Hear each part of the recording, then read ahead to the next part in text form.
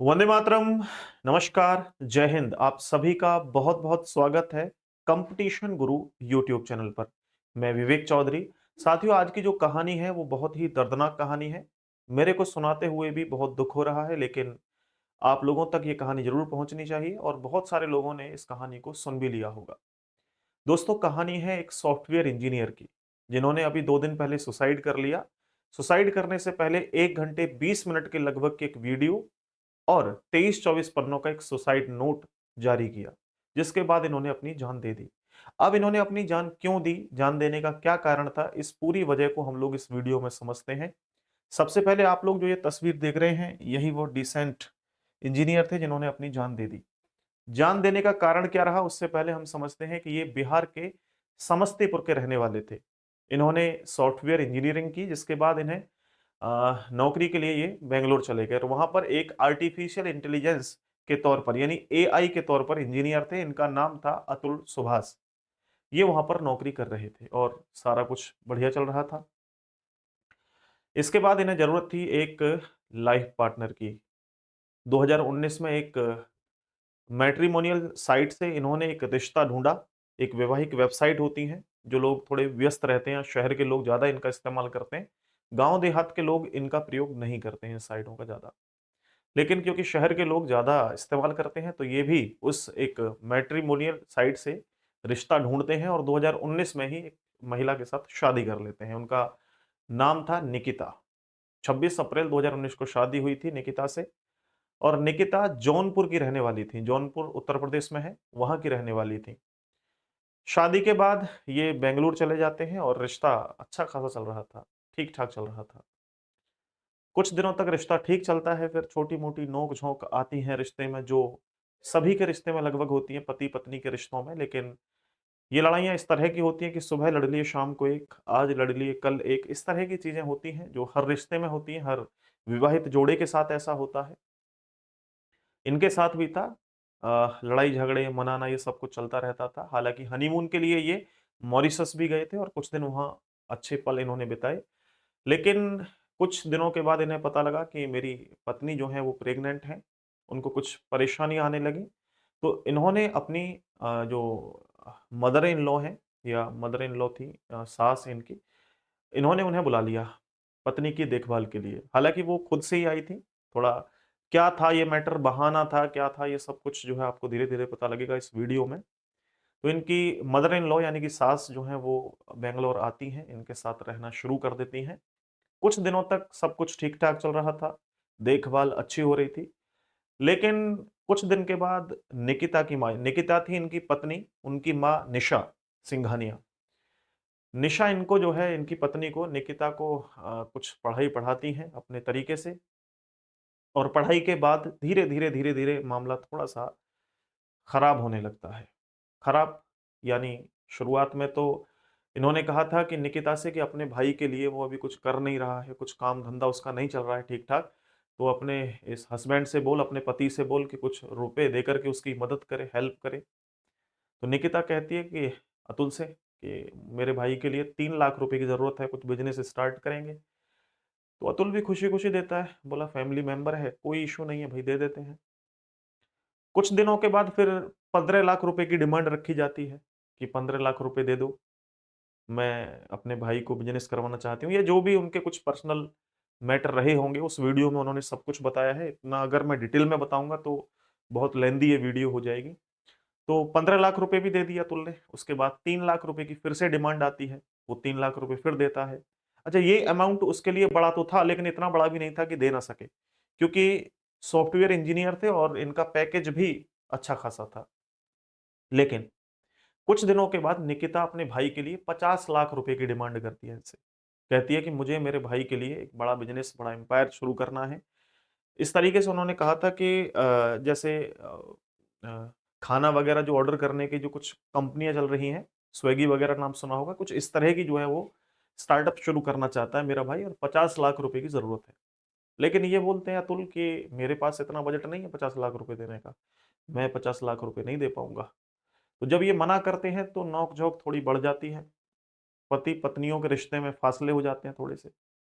तो ये देख कर के अतुल को लगता है कि यार ये सब मुझे लग रहा है कि सब खाने-पीने का ही मैटर चल रहा है, प्यार-मोहब्बत कुछ नहीं है। कुछ रिश्तों में कुछ कड़वाहट और भी तरीके से थी लेकिन सब निभाए जा रहे थे अतुल। इसके बाद ये अपने जो पैसे उन्होंने पहले दिए थे 3 लाख, 15 लाख उन पैसों को वापस माँगने की डिमांड करते हैं अपनी पत्नी से। वो कहते हैं कि पहले अपने भाई से वो पैसे दिलवाओ मुझे, फिर आगे सोचेंगे क्या करना है। तो इस बात को सुन कर के इन दोनों में हस्बैंड वाइफ में झगड़ा होता है, साथ में जो उनकी सास थी मदर इन लॉ उनके साथ भी झगड़ा होता है और झगड़ा करने के बाद ये वापस अपनी माँ के साथ निकिता, निशा के साथ अपने गाँव यानी कि जौनपुर चली जाती हैं। यहाँ अतुल अकेले अकेले बैंगलोर में रह जाते हैं, जिसके बाद ये जौनपुर में आकर के अपने पति के ऊपर मुकदमा दायर करती है और मुकदमा भी एक नहीं, लगातार धीरे-धीरे पिछले 2 साल में 9 मुकदमे दायर किए गए थे, जिनमें मर्डर केस तक का था। 302 भी इनके ऊपर लगाया गया था, अतुल के ऊपर कहा था कि मेरे पिता को मारने की जो कोशिश की गई है, वो इनके द्वारा की गई है। हालाँकि मैं आपको बता दूँ कि इनके पिता की जो मृत्यु हुई थी, वो हार्ट पेशेंट थे जिसके कारण इनकी मृत्यु हुई थी और शुगर पेशेंट भी थे, लंबा इलाज इनका चला लेकिन इन्होंने कहा कि मेरे पति ने दहेज में 10 लाख रुपए की माँग की थी, जिसको सुन कर के मेरे पिताजी जो है वो सदमे से मर गए या उनकी मृत्यु हो गई और ये इल्ज़ाम पूरा का पूरा लगा दिया गया अतुल सुभाष के ऊपर। इतना ही नहीं 377 जिसमें अननेचुरल सेक्स कुछ इस तरह की बातें कि ये गैर पारंपरिक तरीके से मेरे साथ जो है संबंध बनाते हैं, जो कि इन्हें नहीं बनाने चाहिए। लेकिन उसके विपरीत जो है अतुल सुभाष ने कुछ ऐसी बातें कही, कुछ इस तरह की बातें कही जो अ, क्योंकि मुझे लगता है कि जो व्यक्ति अपनी जान दे रहा है, वो झूठ नहीं बोलता। हालाँकि इनके ऊपर 498 ए, 323, 406, 504 और 506 जैसे बहुत सारे मुकदमे दायर किए गए। इतना ही नहीं इनके ऊपर सीआरपीसी 125 जो मेंटेनेंस के लिए होता है, ये भी जो है एक मुकदमा दायर किया गया था जिसमें 2 लाख रुपए महीने की माँग की गई थी कि मुझे खर्चे के लिए 2 लाख रुपए महीने की ज़रूरत है। इतना ही नहीं एक डोमेस्टिक वायलेंस का भी केस लगाया था। कहते थे कि इनके पिताजी, इनकी माताजी और सुभाष मेरे घर आते हैं और मेरे माता-पिता को धमकाते हैं, मुझे मारते हैं, मार-छीड़ करते हैं। कुछ इस तरह के बहुत सारे केस लगाए थे। इन केसों से अतुल बहुत परेशान थे क्योंकि ये नौकरी कर रहे थे कंपनी में, कंपनी भी अच्छी खासी, सब कुछ बढ़िया चल रहा था। लेकिन परेशान थे तो सिर्फ़ इन केसों की वजह से, इन सभी मुकदमों की वजह से। दोस्तों, अतुल सुभाष ने बताया कि पिछले 2 साल में अभी तक 120 डेट जो कोर्ट की तारीखें होती हैं वो पड़ चुकी हैं, जिनमें से 40 बार मैं जौनपुर जा चुका हूँ, 40 डेट मैंने अटेंड की हैं। अब सोच के देखिए दोस्तों, बैंगलोर से एक व्यक्ति स्पेशली डेट के लिए आ रहा है, कोर्ट डेट के लिए, कोर्ट की तारीख के लिए आ रहा है जौनपुर। तो उन्होंने बताया कि मेरी एक बार तारीख पर आने आने पर 2 से 3 दिन खराब हुआ करते थे। 2 से 3 दिन, एक बार तारीख पर आने आने पर और पिछले 2 साल में 40 बार ये तारीखों पर आए हैं। लेकिन सामने वाला वकील नई तारीख माँगता और इनको नई तारीख मिल जाया करती। लेकिन इनको परेशानी थी क्योंकि इन्होंने बताया कि भाई मुझे जो है वो साल में 23 छुट्टी के लगभग मिलती हैं और बाकी मैं कैसे मैनेज कर पाऊँगा? 23 छुट्टियाँ ही मेरे को मिलती हैं और मैं तो यहाँ पे बहुत सारी छुट्टियाँ तो केवल यहाँ बैंगलोर से जौनपुर तक आने में ही जो है वो लगा देता हूँ। बाकी के काम तो मेरे पर्सनल कुछ होते ही नहीं। मैं बहुत डिप्रेशन में हूँ, बहुत परेशान हूँ इन चीज़ों से। यहाँ तक कि जब ये तारीख पर आए थे तो इनकी पत्नी ने कोर्ट में खड़े होकर के कहा था कि मुझे पहले 1 करोड़ रुपए की माँग थी कि 1 करोड़ रुपए दोगे तो फैसला करेंगे, लेकिन वो धीरे-धीरे बढ़ कर के 2 करोड़ हुए, फिर 3 करोड़ हुए। क्योंकि यहाँ पर उन्होंने बताया उनके पति ने कि मैं सच्चा था, तो मैं 1 भी रुपए किसी को क्यों दूँ? तो मैंने वहाँ जज के सामने पैसे देने से मना कर दिया और मैंने कहा था कि ये मुकदमा झूठा है, तो जज ने कहा था कोई बात नहीं झूठा है तो क्या हुआ? तुम्हारी पत्नी है, पैसे माँग रही है तो दे दो इनको। तो मैंने वहाँ पर पैसे देने से मना कर दिया था, जिसके बाद जज ने मेरे से कहा था कि आप 5 लाख रुपए मेरे को दीजिए और मैं सेटलमेंट करवा दूँगी आपको। तो ये जज ने इनके सामने कहा लेकिन इन्होंने कहा कि मुझे अपने न्यायिक व्यवस्था पर भरोसा है, मैं आपको 5 लाख रुपए क्यों दूँ? सारे सबूत मेरे पास हैं, सारा कुछ मेरे पास है। तो बताया इन्होंने कि मुझे जज ने जो है वहाँ कोर्ट से बाहर भगा दिया था कि जाइए और अपने जो है सबूतों को इकट्ठा कीजिए। तो मुझे वहाँ से भगा दिया। हालाँकि ये सारी चीज़ें मैं अपने आप से नहीं बना रहा हूँ, मनगढ़ंत। वो पूरा जो सुसाइड नोट है, वो मेरे पास है, मैं आपको दिखाऊँगा अभी। हालाँकि कुछ इश्यूज़ हैं जिनके कारण मैं हर वक़्त शो नहीं कर सकता, लेकिन लास्ट में आपको दिखा के जाऊँगा और टेलीग्राम पर भी शेयर करूँगा। आप ज़रूर पढ़िएगा, आपको पता लगेगा कि इंसान कितना परेशान हो सकता है और इतना परेशानी में ही वो अपनी जान देने की सोच सकता है।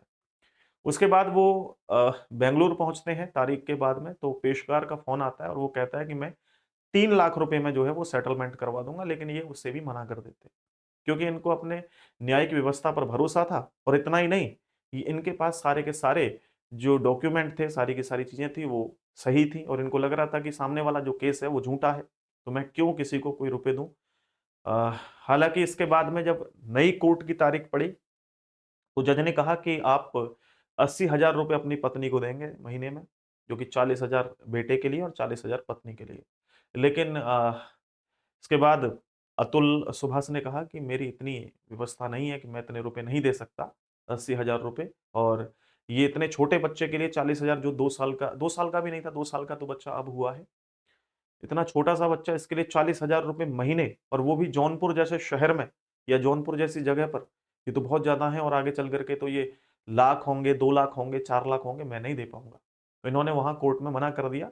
तो उनकी पत्नी ये कहती है कि अगर पैसे नहीं दे पाते तो सुसाइड कर लो ना फिर। ये सुनकर के जब इनकी पत्नी ये कहती है निकिता कि सुसाइड कर लो, तो जज जो हैं वो बड़ी मज़ाक बनाती हैं और हँसने लगती हैं। इसके बाद तारीख अगली पड़ती है, अगली तारीख पर जब ये पहुँचते हैं, तो इनकी जो सास थी, मदर इन लॉ, जिनका नाम मैंने बताया निशा सिंघानिया, वो कहती हैं कि अभी तक सुसाइड नहीं किया, यहाँ चले आए। मैं तो सोच रही थी सुसाइड कर लिया होगा, तो उन्होंने बताया अतुल ने कि मैंने उनसे बोला कि मैंने सुसाइड इसलिए नहीं किया कि फिर आपकी पार्टियाँ कैसे चलेंगी।